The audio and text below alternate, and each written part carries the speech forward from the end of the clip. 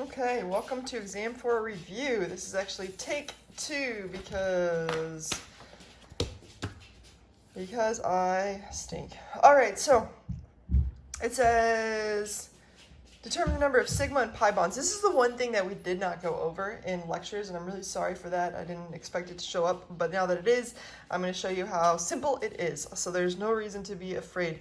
We're going to draw a little chart here. It's going to say bonds. This is a lowercase sigma here, and this is actually a lowercase pi. There's really no difference between the lower and the upper, except the lower is supposed to be smaller. Okay, if something has a single bond, we say that it has 1 sigma. It has no pi's. If something has a double bond, it's got 1 sigma and 1 pi.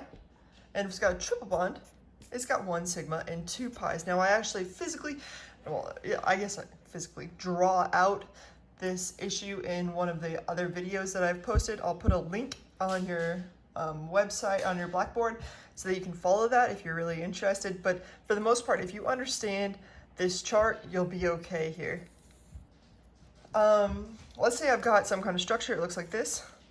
Carbon bonded with another carbon to another carbon, double bonded with a carbon, single bonded to a carbon, triple bonded to a carbon, and then a hydrogen.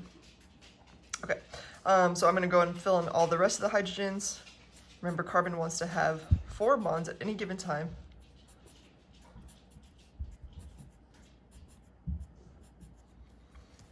And I say, cool, how many sigmas and how many pi's are in this structure? So again, if it's got a single bond, it's a sigma. In other words, any bond has a sigma. If you notice, even double, triple, doesn't matter. They all have sigmas. So let's go ahead and count how many bonds there are. I got 1, 2, 3, 4, 5, 6, 7, 8, 9, 10, 11, 12, 13. I have 13 sigma bonds. Now, because I did this twice, I know that that's right, but I always suggest counting again because it's easy to miss something. And then we look at the number of pi's. If it's single bonded, it has none. If it's double bonded, it has 1. I see 1 double bond, so that's telling me I got 1 pi there. And then I see a triple bond here that has 2 pi's. 1 plus 2 is 3, and that's why this structure has 3 pi bonds. Let's go ahead and do an example problem just to make sure we understand. It says how many sigma and pi are in pent 3ene. So let's go ahead and draw something with 5 carbons. 2, 3, 4, 5. It says pent 3ene. So if this is carbon 1, 2, 3, that means on the third one there's an ene, a double bond. And it says 1-ine, which means on the first one there's a triple bond. And then let's go fill in all the rest of the hydrogen. There's a hydrogen there, hydrogen there, hydrogen there, and then I've got to put 3 hydrogens there. Okay, so now if we figure out the number of sigma bonds, we essentially just need to count the total number of bonds here. So we got 1, 2, 3, 4, 5, 6, 7, 8, 9, 10. And then we look at the number of pi's. Here I've got a double, so that accounts for 2 pi's. And here I got a triple, so that accounts for 2 pi's. Here I got a double, that accounts for 1. 2 plus 1 is 3. So there's a total of 10 sigma bonds and 3 pi bonds in this structure, and that is as complicated as I can imagine that this thing would get. There are other questions I could ask you about this structure just for funsies. Let's do something like this. Let's say, hey, what's the hybridization of this carbon right here? Well, we have 1, 2, 3 things around it. If you remember, hybridization is S, P, P, P, D, D, D, D, D. It's got 3 things around it, so we say 1, 2, 3. That would be sp2 hybridized. Let's look at this carbon over here. What's the hybridization of that? Well, there's 1, 2, 3, 4 things around it, so we would call that sp3 hybridized. So make sure you understand that. I could even ask you about the geometry. This has 4 things around it, so it's tetrahedral. This one had 3 things around it, so it's trigonal planar. What about the electron geometry here of the first carbon? Well, it's got 2 electron groups. It's sp hybridized. Also, because it has 2 electron groups, it's going to be linear. If you remember, those electron groups want to get as far away from each other as possible, and the best way they can do that is in a line. All right, which of the following contain only covalent bonds, only ionic bonds, or both ionic and covalent? This is different than containing ionic character or covalent character. We now know that almost everything has some sort of ionic character or covalent character, except for those things that are purely covalent. Let's look at each of these and kind of determine. When it says only covalent, what it's talking about is only nonmetals. When it says only ionic, it's talking about nonmetal and a metal. And there is one exception, and I threw it in here just to make sure we understand it. And then both ionic, that's when we're talking about both. Okay, so we look at this carbon dioxide. I don't know why I go into a Lewis dot structure. It's really unnecessary. Carbon is a nonmetal. Oxygen is a nonmetal. If you don't know nonmetals,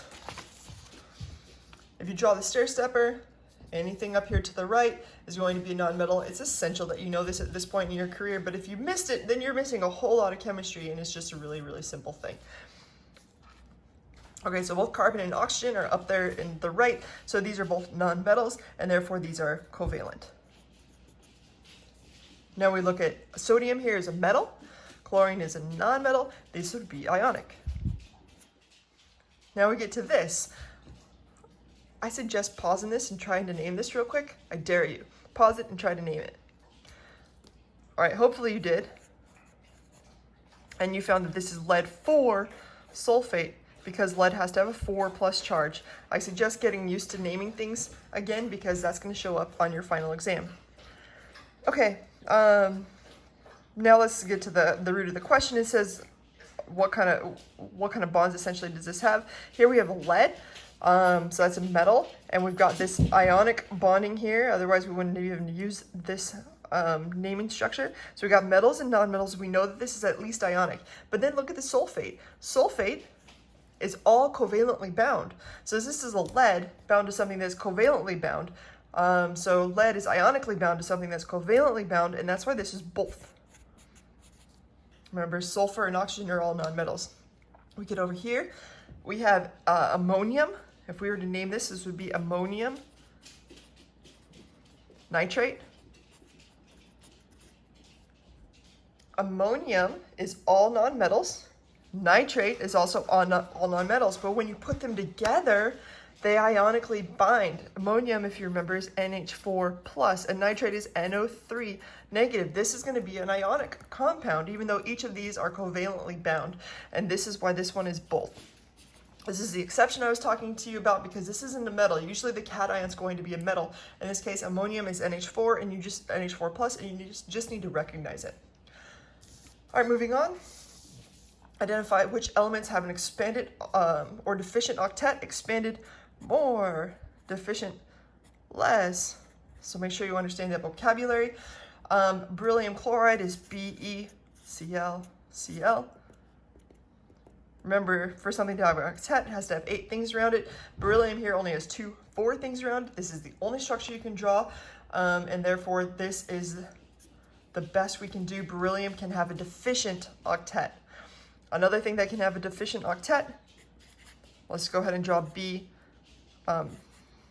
boron trichloride, BCl3.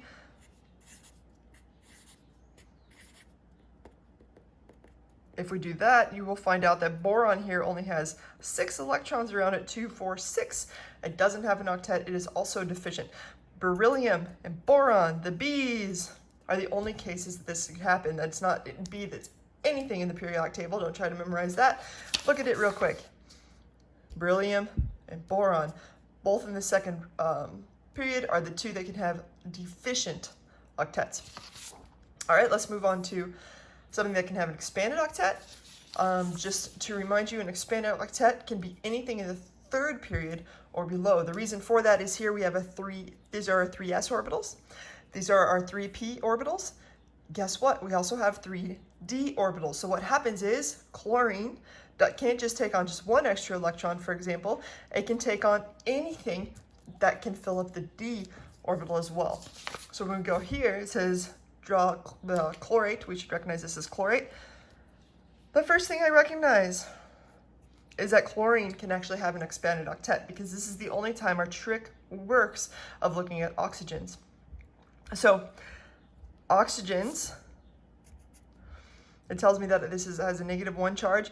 Oxygen is the most electronegative thing in there, and therefore, according to our formal charge rules, oxygen is the thing with the -1 formal charge. There's only one -1 formal charge, telling me one of those oxygens on chlorine is going to be singly bound. The other two are going to be double bound, and that comes down to formal charge rules. Again, if it's double bound oxygen, it's got a 0 formal charge. Valence here is 6 minus 2 sticks minus 4 dots would give me 0. Oxygen here, 6 minus 1 stick minus 6 dots gives me a -1 formal charge. And so according to our formal charge rules, this is necessary. So this is 0, this is 0, that's -1, and then we're still actually missing 2 valence electrons. If we count, we need 3 times 6. We need 1 plus 3 times 6 plus 7. What is that? 18, 19, 26 total valence electrons. And so if we count, we got 2, 4, 6, 8, 10, 12, 14, 16, 18, 20, 22, 24. That's good because if you calculate chlorine's formal charge right now, it's +2. It needs 2 more valence electrons. All right, just for funsies, while we're here, let's go ahead and talk about this. What is the hybridization around the chlorine here? Well, it's got 1, 2, 3, 4 electron groups, and therefore its hybridization would be sp3. What about its electron geometry? Well, its electron geometry is based on the amount of electron groups that are around it. Again, it's got 1, 2, 3, 4, so its electron geometry must be tetrahedral. All right, what about its molecular shape? Its molecular shape has 1 lone pair on it. So even though it's got 4 electron groups, one of those is a lone pair. So if you just look at the molecule as a whole, it only really has these 3 things on it, but they're pushed down by this lone pair. So if you watch the video that I suggested you watch, you'll have a really good understanding of this fact. Also, even the bond angles here. So they would generally be 109.5 for tetrahedral. Because you have this lone pair there, they're going to be slightly less than 109.5. And its molecular geometry is trigonal pyramidal. All right, let's move on.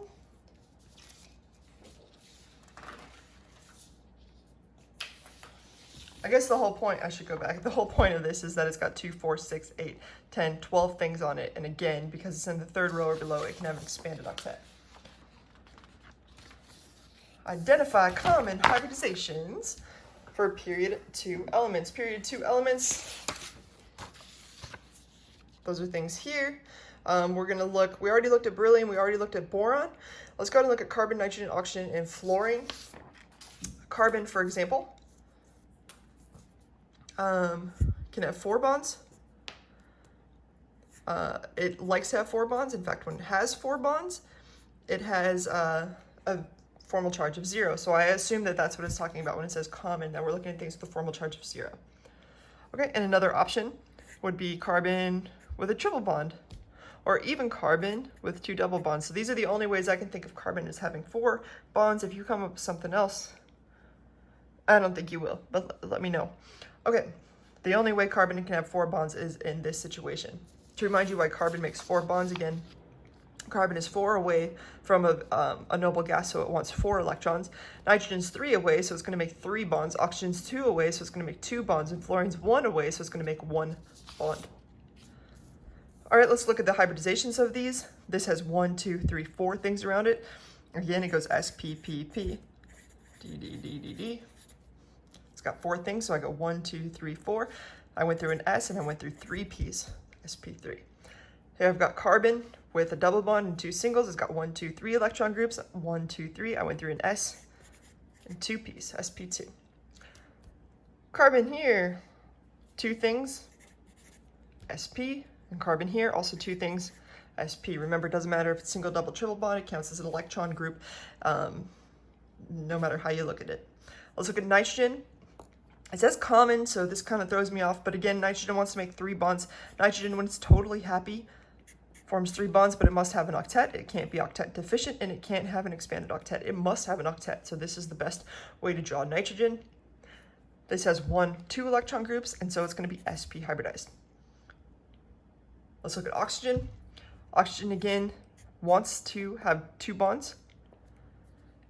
It also cannot have an expanded octet. It's not third or below. It can't be deficient. It's not boron or beryllium. So it has to have an octet. In fact, carbon, nitrogen, oxygen, fluorine all have to have octets. And so it's got 1, 2, 3 electron groups around it. This would be sp2 hybridized. Now we move on to the fluorine. Fluorine here, it's going to be singly bound like that. And it's got 1, 2, 3, 4 electron groups around it, and it's going to be sp3 hybridized. All right, moving on. The next question asks you to draw Lewis structures and some other stuff. We pretty much go over this in a lot of detail in the worksheet. Make sure you've done the worksheet and you know it really, really well. Number 6, identify the molecular geometry of polyatomic ions. So let's go ahead and do a few examples. It says sulfate. Sulfate is SO4. It's got a 2 negative charge. I look at sulfur, I say, hey, can sulfur have an expanded octet? Sure can. If it can have an expanded octet, that means that those oxygens are where I'm going to have the negative formal charges from. How many negative formal charges do I have? 2, because it's got a 2 minus charge. So I draw an S. Again, if something has a negative formal charge, it's got a single bond, oxygen. And then the other 2 will be double bound, because they'll have a 0 formal charge.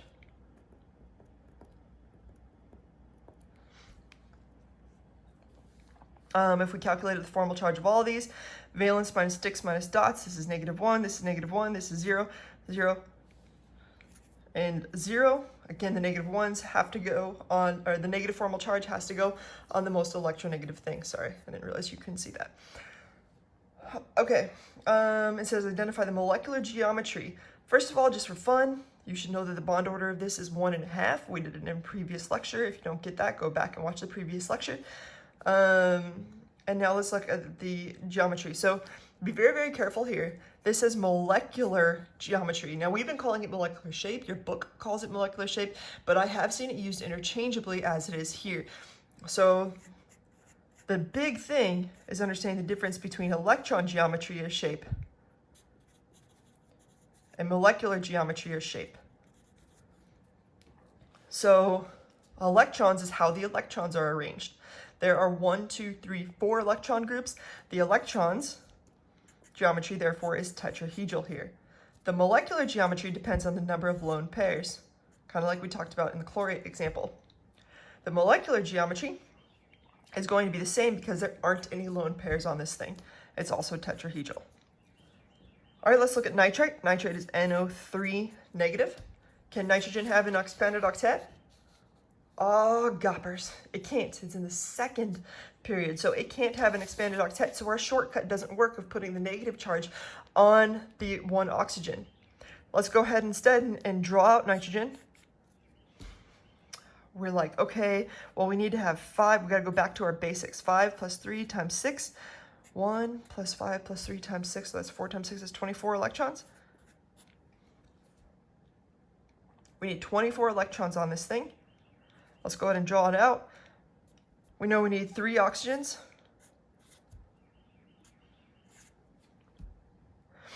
And when we go and I really don't want to go through this whole process. You go ahead and try to do it if you need to. But by now we've done nitrate at least 2 times, I think, in lectures. So what you end up with is one of these is doubly bound. These 2 are single bonded. And here we have the formal charge -1, -1. This one's +1. And that's why they all add up to equal -1. And this is nitrate. Now these have a bond order of 1 and 1/3. And you should know that. The molecular, or the, excuse me, let's look at the electron geometry. It's got 1, 2, 3 electron groups around it. And that's why it's going to be trigonoplanar. Its molecular geometry. Again, it's got 1, 2, 3 electron groups. None of them is a lone pair, so its molecular geometry has to be the same. We can do phosphate. It's PO4, 3 minus. Phosphorus is the third row or below. So we can use our shortcut rule, which is that there's 3 negatives, and that means 3 of these oxygens are going to be singly bound.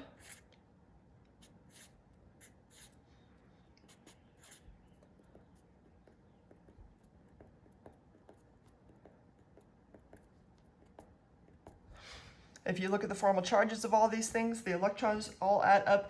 This is a -1, -1, -1. This is a 0. This is a 0. It's electron geometry. It's got 4 things. It's going to be tetrahedral. It's molecular geometry. It's got also 4 things. None of them are lone pair. Is also going to be tetrahedral. Where that's going to differ is, again, with this chlorate example. Let's go over here.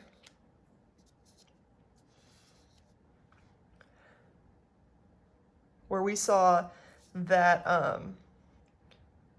the electron geometry was tetrahedral, but one of these things was lone pair, and that's why it ended up being trigonal pyramidal.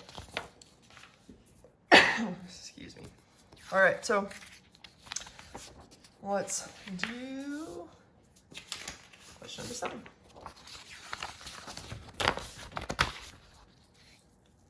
Okay, identify the hybridization of central atom in one of these. So let's go ahead and pull these guys up. Remember, hybridization pretty much has to do with the electron geometry. So let's look at the sulfur here in sulfate. This is 1, 2, 3, 4 things around it, so it's sp3 hybridized. Look at this nitrogen here. It's got 1, 2, 3 things about it, so it's sp2 hybridized. And this phosphorus here has 1, 2, 3 things around it. It's sp3. The chlorate, just for fun, it's got 1, 2, 3, 4 things around it. It's also sp3. Remember, it doesn't matter if they're lone pairs or not. In terms of determining hybridization, it's electron groups we're looking at. Okay, number 8. Rank bonds based on dipole moment, or identify most polar bond from bond dipoles. So when you're identifying the most polar bond, you're looking at the biggest difference in polarity. So here we have a carbon fluorine, carbon chlorine, and a carbon iodine bond. And let's say I ask you which one is stronger, which I do. Hey, let's put a question mark and make it an actual question. So, in your book, it discusses the fact that this fluorine has a really small radius. And even I talk about the fact that this has a small radius so it can hold on really tightly.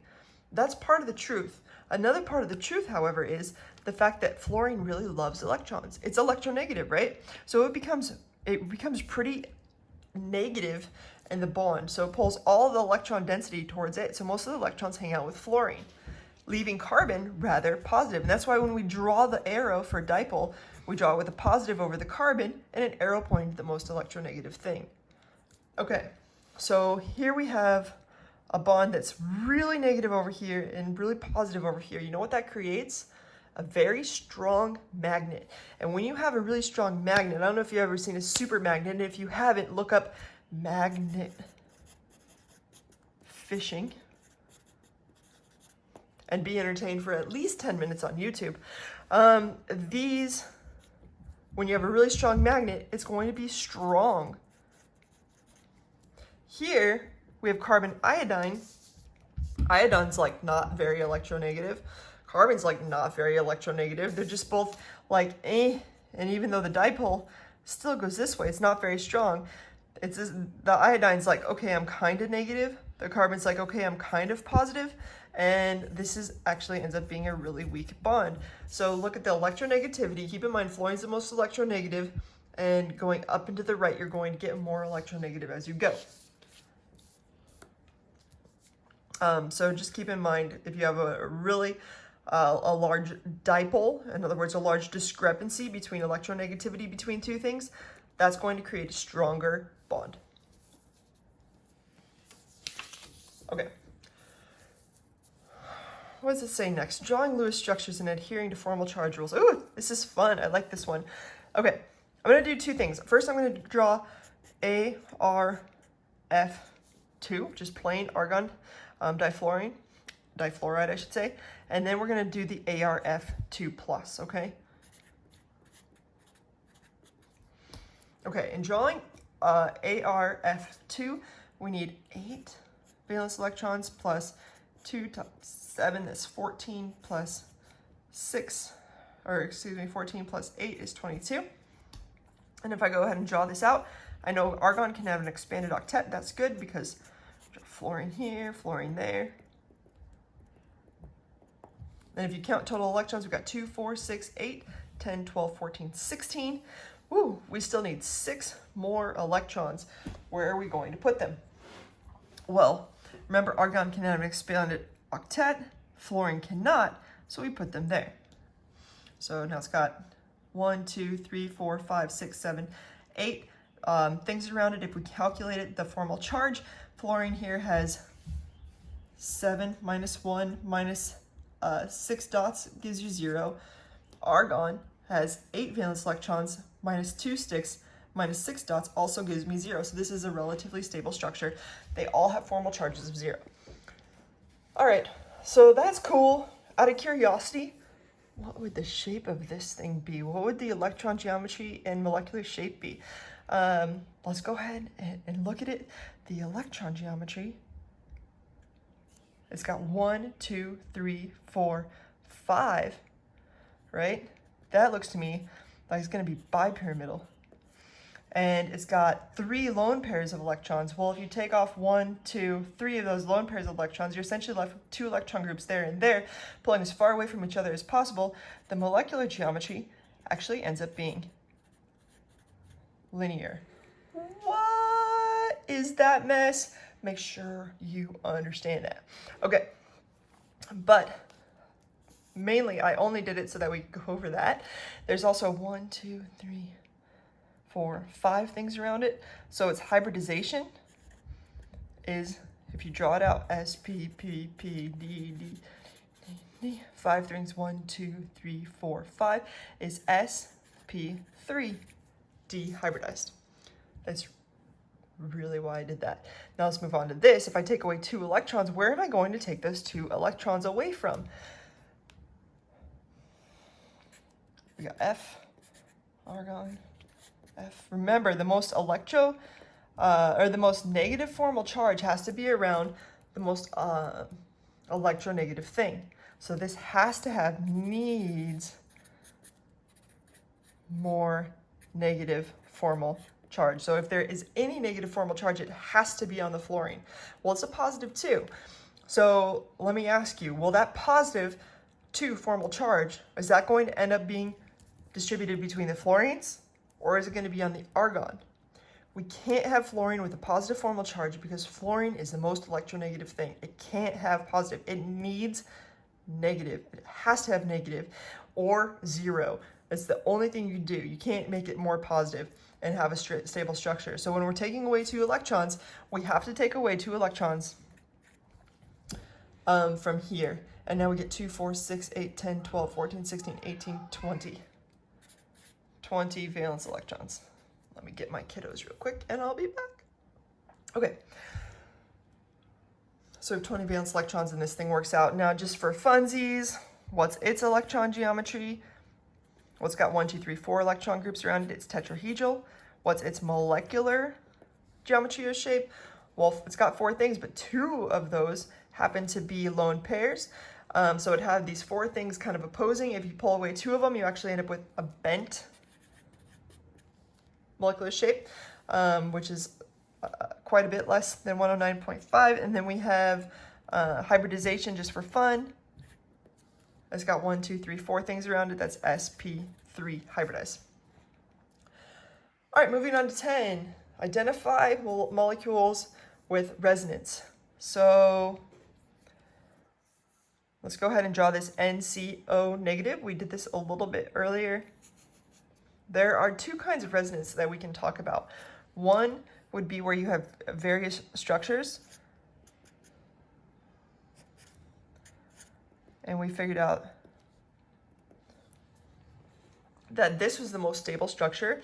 But in our lecture, I don't know if you remember, we looked and we're like, hey, but there, we could technically do this. We could technically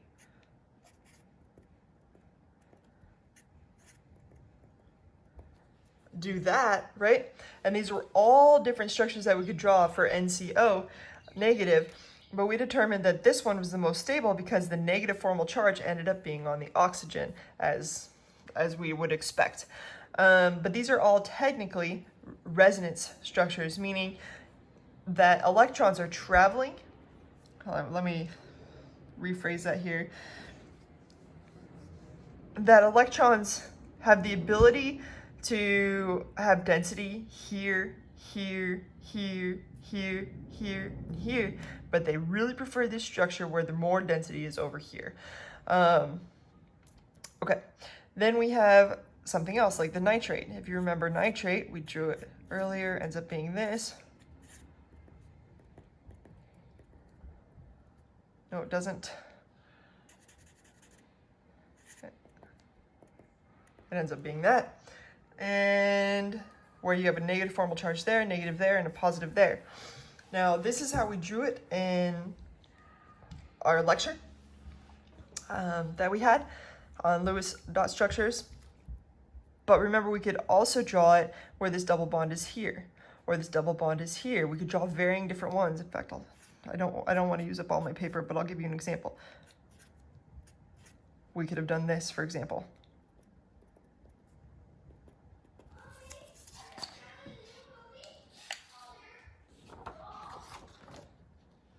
That's cool. We'll check it out here in a little bit, bub. Sorry. Okay. So, and we could keep drawing them, etc. But I want to save time and also save paper. We also discussed just drawing it like this.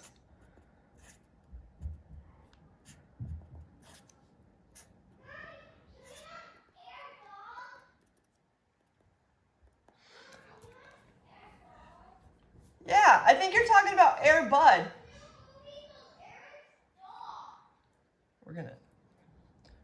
We're doing movie time right now, and it's super exciting.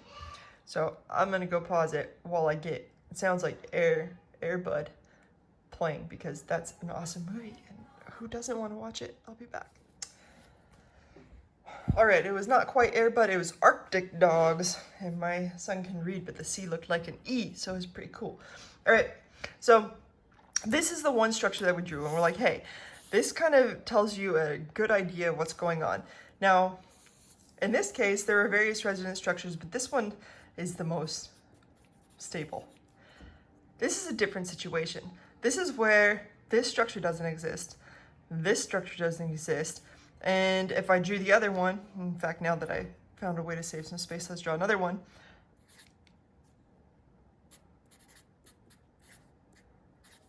If we draw this other one, that structure doesn't exist either. So what am I doing? Why would I even draw these? Well, these each give you a general representation of what's going on, but the truth of the matter is an average between all of these actually exists. And how do we know that an average is going to exist?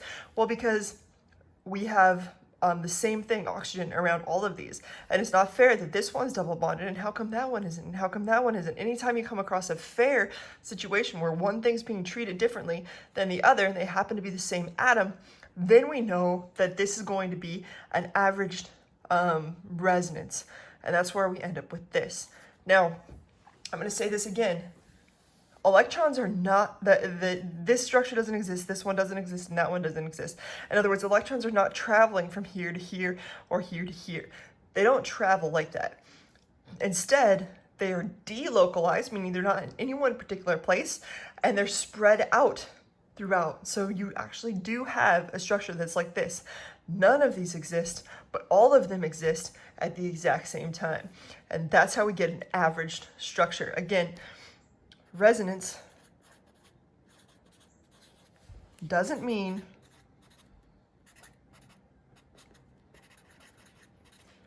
electrons are moving back and forth like you would, like you almost intuitively want to have. It means the structures are averaged.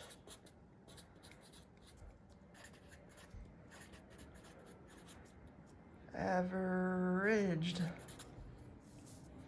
And electrons are delocalized.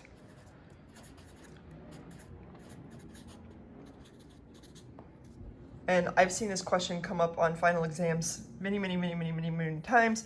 I'm not sure if it'll come up on the next exam, but likely to come up on the final. Have a good idea that when we talk about resonance, that the structures are just really, it's not moving back and forth, that the structures are averaged, and that these electrons aren't in any one particular bond, they're spread out evenly across all three bonds.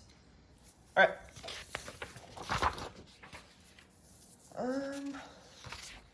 Magnet fishing.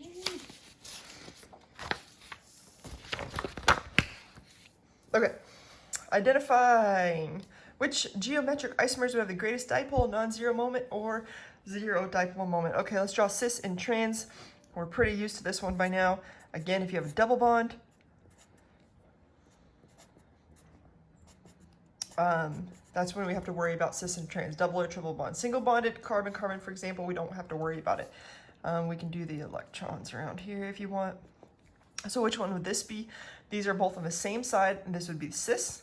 And if we do the opposite,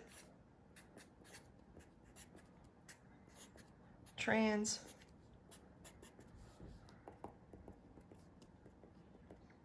Here we have fluorines here and here. Why am I caring about fluorines? Fluorine's the most electronegative thing. So if you remember, fluorine's going to be pulling electrons. So here, this fluorine pulls electrons this way. This fluorine pulls electrons that way. And what is the overall direction if you pull here and here? If something's pulling here and here, it's going up. So our overall direction is up. In other words, our overall dipole is actually like that. Now here, we have one going up this way, and we have one going down that way. If we got one going up, one going down, you pull. What's the overall direction? None. Zero. This has no dipole. That's why this one would be called polar, and this one's non-polar. And yeah, so this has a zero dipole moment, and this has a non-zero dipole moment.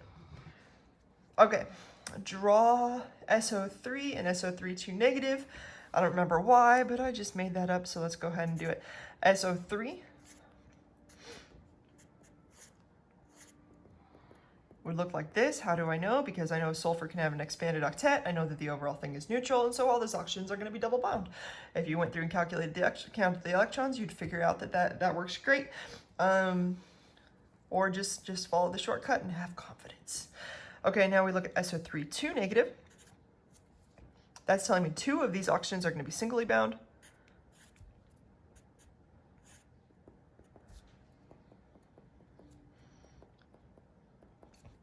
Here I knew that sulfur has 6 electrons and it has a formal charge of 0 because 6 minus 6 would be 0.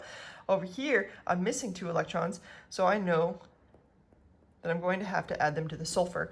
Here I have a formal charge of -1, -1, and now I have a formal charge there of 0. Not yet, baby, about 20 more minutes.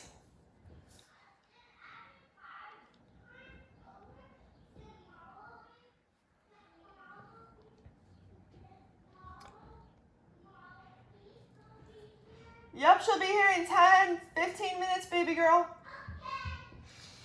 Okay, so it says draw SO3 if we, and it's asking us about which has the greatest dipole moment. This is a trigonoplanar structure. The electron geometry is trigonoplanar. Molecular, it's trigonoplanar. And so we know that it's essentially like a triangle. I don't know how to do that. Yeah. Okay, cool. So it's like this, and I can't believe I don't have another pen. Let me go grab it.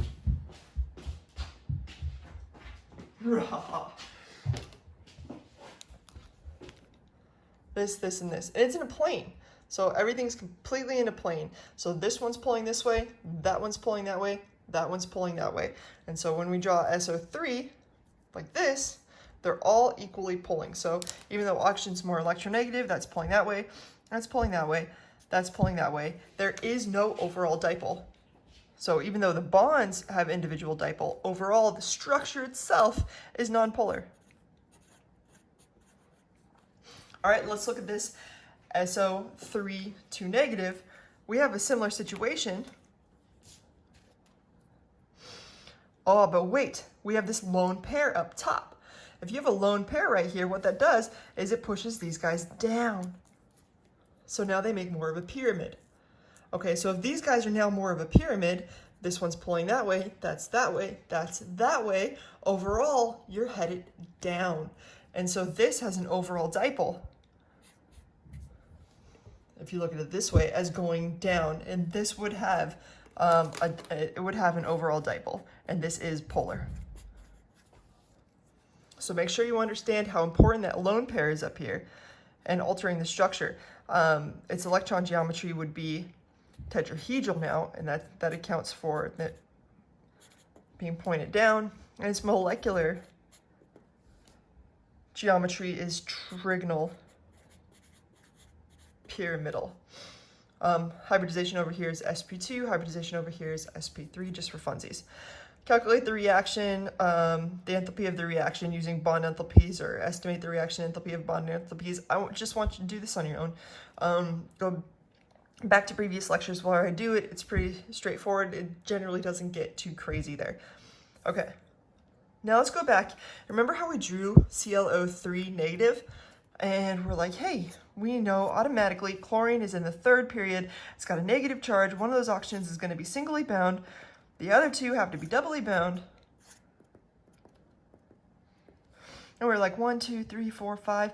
Chlorine needs 7 things on it for it to have a 0 formal charge. And we drew it like that. Dunsies, done deal. Well, this would be the most stable. But every once in a while, you run into a situation where it's like, hey, don't draw the most stable structure, draw one adhering to the octet rule. Well, the chlorine here, does that have an octet? If you look at it, it doesn't, right? It has way more than an octet. And so now let's go ahead and draw chlorine and see if we can figure out from the very beginning, back to the basic rules, how to draw chlorate with an octet.